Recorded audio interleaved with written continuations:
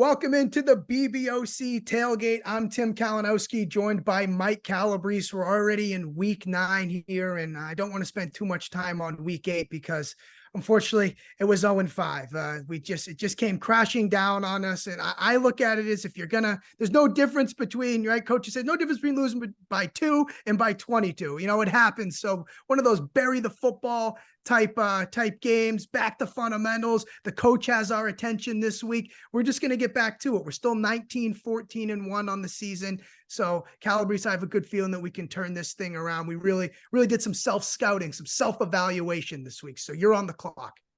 Yeah, I wanted to get, my swag up. I'm looking at a little bit of a drip here with my spicy pepper shirt, trying to channel my inner Kalinowski. So let's start with a game that I think has shootout potential, and that's a way that we like to start when we're looking at the board. You want to look for really bad pass defenses against quarterbacks that are cooking. Dillon Gabriel, over 295.5 passing yards against the Kansas defense that is the absolute worst in the Big 12. They're giving up about 300 yards per game through the air in conference on 65% completions.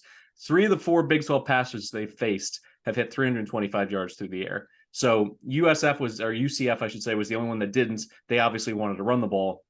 Here comes Gabriel, averaging 307 yards per game through the air in conference on 38 attempts.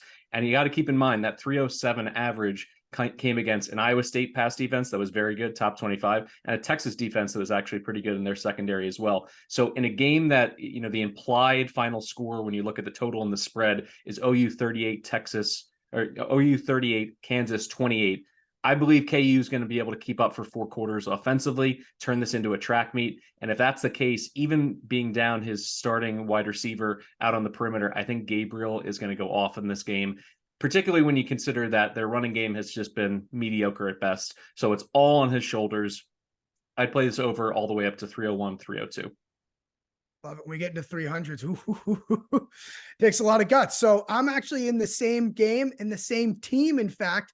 Oklahoma receiver Nic Anderson, over 58.5 receiving yards. Look, last week you touched on it. It was the Sooners' first game without their top receiver, Andrell Anthony, who's out for the season. That left fans, bettors, all wondering who's going to replace the production of 27 catches, 429 yards through 6 games. Well, it became pretty clear last week against UCF that that's going to be redshirt freshman Nic Anderson. In his first game in the Anthony role, he hauled in 5 catches for 105 yards via 9 targets. I see this as a pretty similar situation to Tez Walker a few weeks ago in Chapel Hill, in that the books are just a little slow to adjust to this massive change in production for a certain wide receiver. And on the other side of the ball, you laid it out.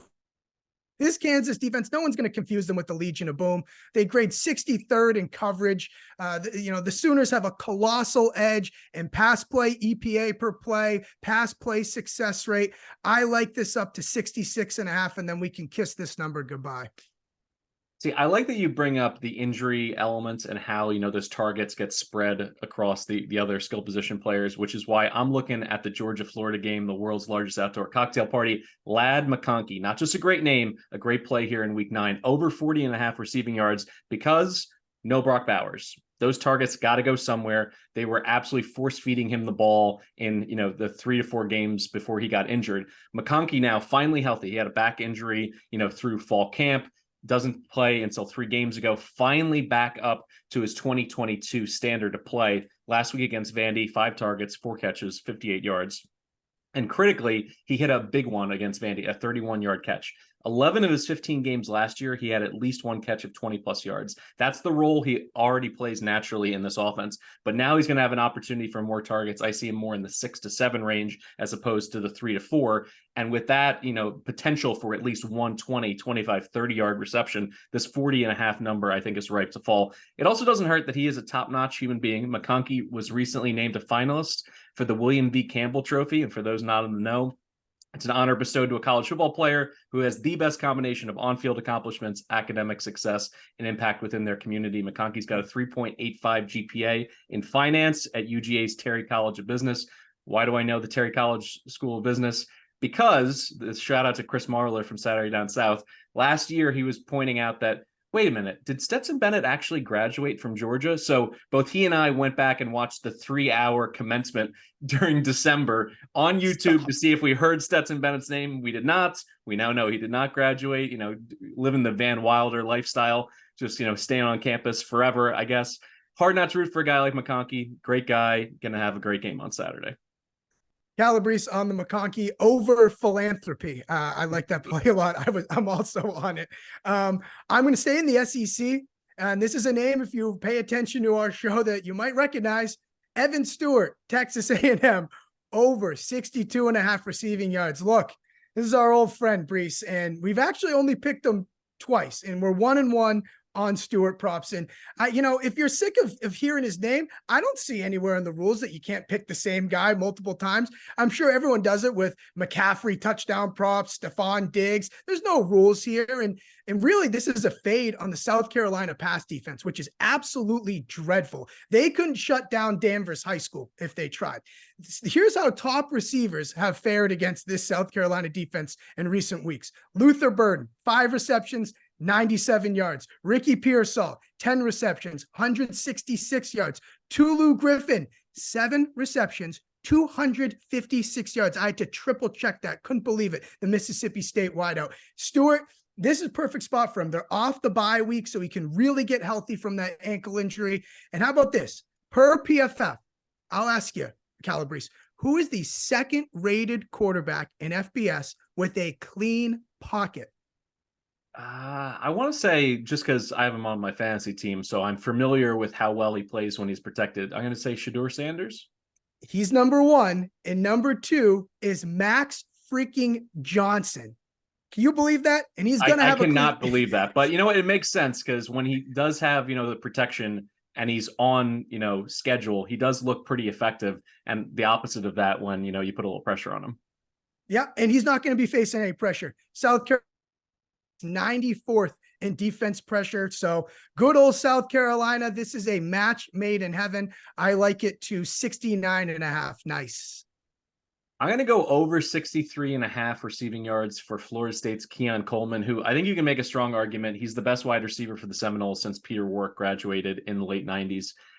You look at his game against LSU, you look at his game against Clemson, you look at Syracuse, his high end ceiling is off the charts. The guy can go for 150 receiving yards, multiple TDs, but he also had some duds in there. I mean, after the BC game, he went for 0 receptions. He bounces back against Clemson for 586 and 2 tutties. Same thing, a quiet game against Vatech, 3 catches for 22 yards. Then he comes back and he torches Syracuse for 140 and a touchdown. So I see something similar here last week against Duke. They just didn't have him involved enough in the game plan. I think every single week, Jordan Travis and this coaching staff go, oh, that's right, we have an all-American wide receiver. We should throw him the ball. And the Demon Deacons, when it comes to wide receiver ones that they faced in the ACC, they're averaging, 78 yards allowed to those top receivers. So that's why my projection for Coleman is sitting in the mid-70s and not 60s where it is right now. That's why I think it's advantageous to go over 63.5. I'd play this all the way up to 69.5. I think Coleman eats here. Big old game for number 4, wearing the old Anquan Bolden number for Florida State. He just reminds me so much of Bolden in so many ways. And, his physicality, the way he can win jump balls, what he can do after the catch. So I like this one. I think he could probably, flirt with 100 yards in this game against a really porous Wake Forest secondary. Yeah, hopefully it's 100 yards in the first half. Get him out of there. Keep him healthy. Cash for you, cash for me. That's going to do it for us this week in week 9. 5 plays, 5 overs. Listen, there's a lot of ways to do this. We have fun here. We're giving you college football player props. Okay. We're giving you overs where, it's a great way to do it. Teach people how to fish for themselves. Porous defenses. You can look at who's getting targets, who's getting target shares. That's kind of how we went about it this week. We're going back to our fundamentals, back to our bread and butter. Calabrese, looking forward to a wonderful week 9 bounce back. Cheers, my man. Let's have a good one.